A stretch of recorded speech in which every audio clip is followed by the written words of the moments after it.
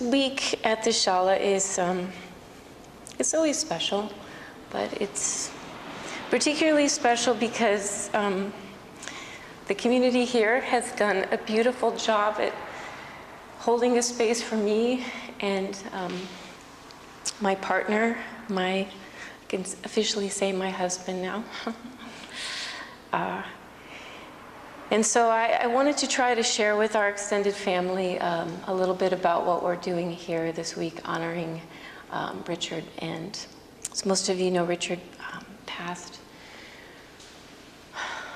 on St. Patrick's Day. And I spent the 3 days after that sort of in a retreat, which was really beautiful, just to spend time with his beautiful spirit and not go back into life and all the crazy things life has, but to just stay quiet with intention of holding a space for him to continue to practice and prepare, moving into his transition. And during that time, I was also able to last week just begin to put together a celebration of his life. And so this past weekend, we had 4 celebrations for Richard. Most of you know he was a high school teacher, so we had a really beautiful ceremony at the high school with the kids and the coaches and all the football players. And then on Saturday, we had a close friends and family gathering to celebrate his life. And then on Sunday, we were here as a community. And Sunday at sunset, we finished with a Buddhist ceremony because Richard was a very devoted Dzogchen practitioner for many years. And what I wanted to share with all of you from that is that Richard he really lived his life to inspire others. Obviously, if you choose to be a high school teacher, that's, one of your intentions is to inspire other people. And but also later in life, Richard became a teacher of meditation as well. And some of you remember he was teaching Dzogchen practices here. And one of the services we had was extra special for me because all of his friends from high school came and spoke.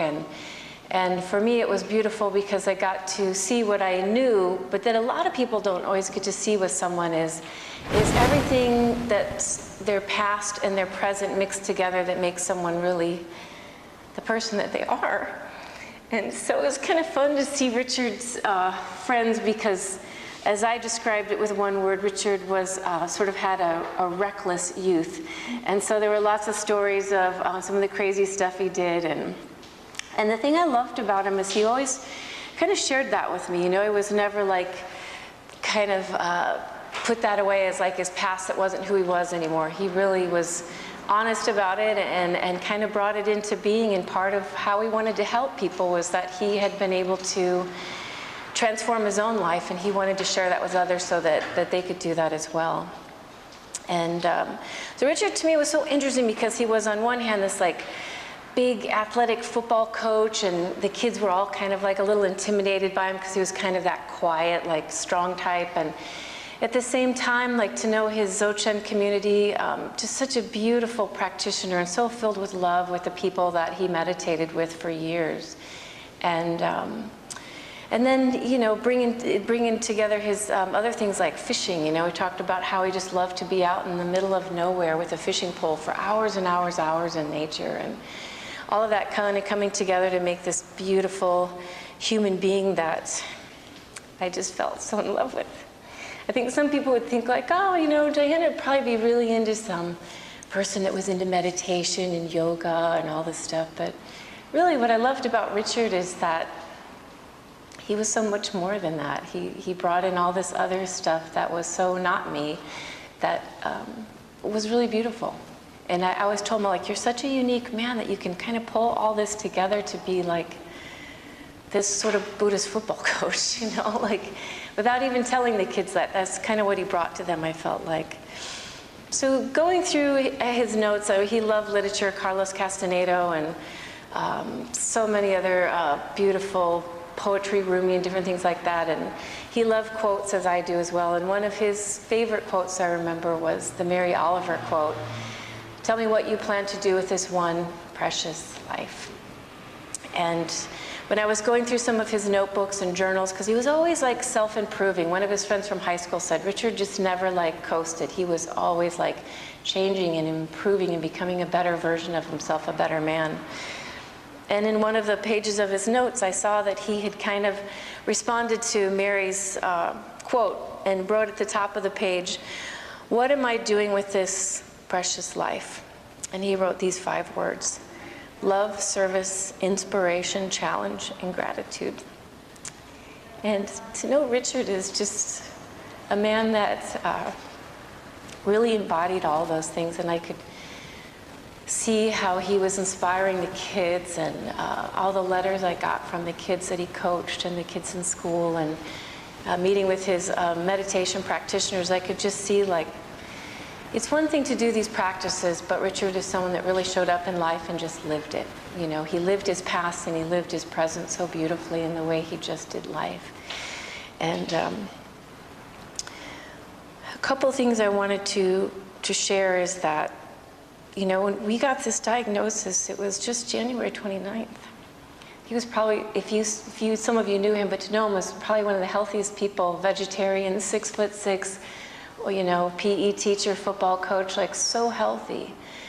And there's no way he could have known, we could have known. This cancer moved so fast, gave us no time, 6 weeks later. And I realized, of course he did, but me as well, like when someone tells you your time here is limited, it just becomes even more precious. But, you know, I said to Richard, I go, you know, we are all given this diagnosis. Each one of us, the minute you're born, you're given this diagnosis that your time here is very limited. And I just think we forget, you know, and so Richard's beautiful message, I think, to all of us, whether you met him and knew him or you didn't, was that our time here is limited and it's very precious. And so I asked this week for all my students to consider writing the question that Richard asked himself, is to ask yourself that question, is what are you doing with this one precious life? You know, and whatever comes out from that, like, we can ask ourselves, as Richard was constantly challenging himself, like, are you living that, you know? And, you know, even for me, I think of being a yoga teacher and how you show up to be present in a moment or present for another person. And that was probably never more powerful for me than it was to spend this last 6 weeks with him, and to just spend that kind of time where I could shut work off, or I could shut anything else off, just to sit next to him and hold his hands and sometimes just say nothing, but to be that present for life, you know. One of the first words Richard put on here was love, and I have to tell you, with all the qualities I could describe Richard Beatty, he was a lover. He was probably the most loving person I will encounter in this lifetime. He said it every day, a million different ways. He wrote it, put it on notes in my car, texted it, just so loving and so expressive of his love. Even when he was mad at me, he would still be like, I love you. And his sisters and I, we were saying that Richard was big, you know, 6'6", and when he was a lineman, he was like over 300 pounds, and that was like most of his life. He was a very big person. They said even when he was a little boy, he didn't fit in the normal third grade school desk. They had to go get other school desks for Richard, you know, so he's always this big being.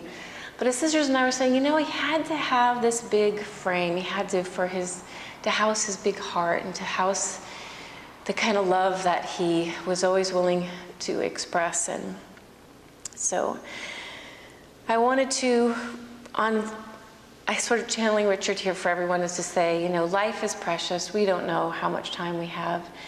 And I think if he could give all of you an inspiration, you know, like today, what he would give you to live today or tomorrow or however many years that we have on this planet, I think he would want to say just 2 simple words to all of you to remember him by, and that's to love big. And that is Richard, you know, just a reminder, like whoever's in your life, your children, your husband, your friends, to just express your love all the time and do it in big ways, crazy ways, little ways, goofy ways, but to just really love big. The quote that he and I both liked, the one by Hafiz, was, "When all life's desires are distilled, you will cast just 2 votes, to love more and to be happy." And I know he had no regrets in the love department, yet he fully loved in the biggest way. So in dedication to Richard and to everyone, to give a little inspiration, love big. Namaste. When all that's left is love. When I die, if you need to weep, cry for someone walking the street beside you.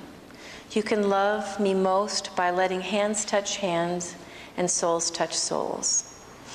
You can love me most by sharing your goodness and multiplying your acts of kindness. You can love me most by letting me live in your eyes and not in your mind. And when you say your prayers for me, remember our teachings. Love doesn't die, people do. So when all that's left is love, give it away. And that's what Richard would want for all of us, is to keep giving it away. That's by Rabbi Alan Mailer.